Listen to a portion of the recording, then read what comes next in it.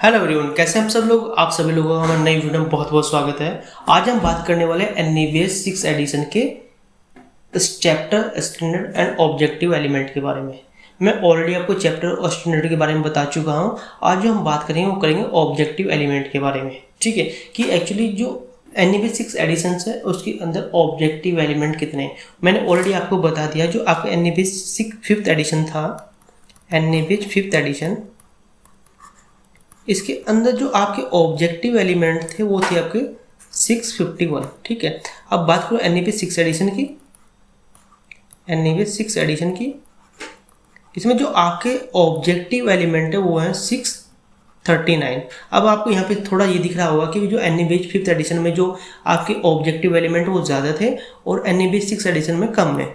अब देखो है उतनी, लेकिन ये मर्ज हो चुके हैं, कुछ ऑब्जेक्टिव एलिमेंट मर्ज हो चुके हैं। ठीक है, अब सबसे पहले हम बात करते हैं एनईवीएस चैप्टर की। मैं ऑलरेडी बता चुका हूँ कितने थे आपके 10 और स्टैंडर्ड आपके 100। अब बात करते हैं ऑब्जेक्टिव एलिमेंट। जो आपके एनईवीएस 6 एडिशन में जो ऑब्जेक्टिव एलिमेंट हैं वो डिवाइड है आपके कितने 4 कैटेगरीज में। 4 कैटेगरीज में, जिसमें सबसे पहले कैटेगरीज आती है आपकी कोर। ठीक है, सेकंड आती है आपकी कमिटमेंट, थर्ड आती है आपकी अचीवमेंट और 4 आती है आपकी एक्सीलेंस। ठीक है, अब मेन यहाँ पे आपको देखना क्या है कि जो आपके कोर ऑब्जेक्टिव एलिमेंट हैं वो आपके रेड कलर के शो होंगे।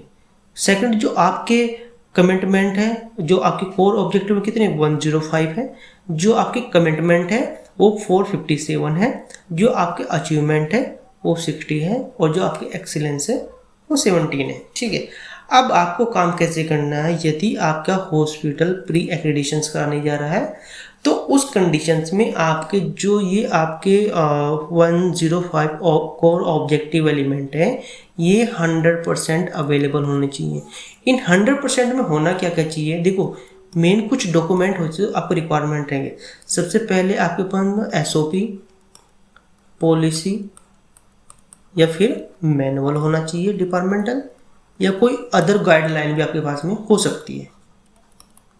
ठीक है, सेकंड आपके पास में फॉर्मेट, रजिस्टर, चेकलिस्ट, ये सब होनी चाहिए। थर्ड आपकी क्या करना पड़ेगा, आपको ये सब इनके ऊपर ट्रेनिंग भी आपको देनी है, स्टाफ को ट्रेनिंग भी देनी है। नंबर 4 ये आपके डिपार्टमेंट में इम्प्लीमेंट भी होने चाहिए,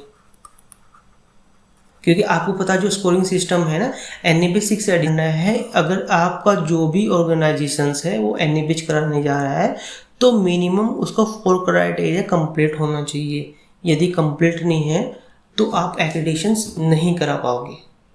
ठीक है, तो ये थे हमारे ऑब्जेक्टिव एलिमेंट। अब आपको काम क्या करना है, सबसे पहले जो आपके कोर ऑब्जेक्टिव एलिमेंट है इन्हें अच्छे से रीड करना है।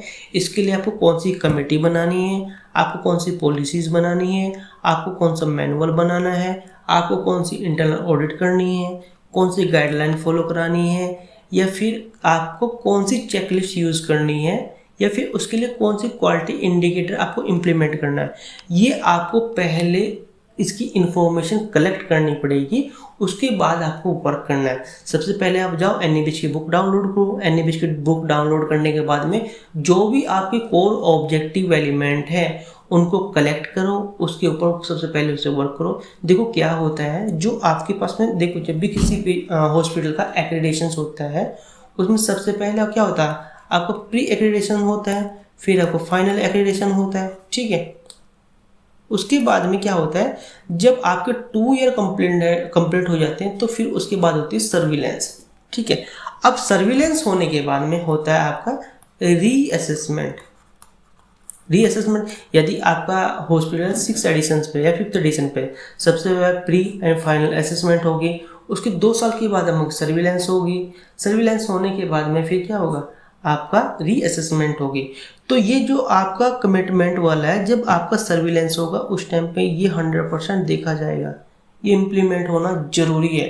ठीक है, उसके बाद में जब अब रीअसेसमेंट होगा तो ये चीज़ें आपकी देखी जाएंगी। ठीक है, अब आपको क्या करना है, सबसे पहले जो भी आपके कोर ऑब्जेक्टिव एलिमेंट है कमिटमेंट है उसके ऊपर अच्छे से काम कर लेना। यदि आपको कोई भी गाइडलाइन की रिक्वायरमेंट है कि हाँ हमें उस गाइडलाइन की नॉलेज चाहिए, कैसे उसको इम्प्लीमेंट करते हैं, आप मुझे कमेंट करके भी बता सकते हैं, मैं उसको शेयर कर दूंगा आपको।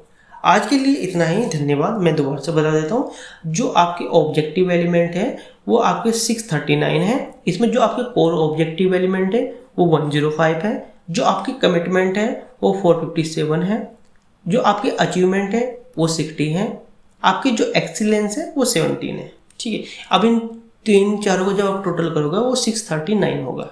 ओके, आज के लिए इतना ही, धन्यवाद।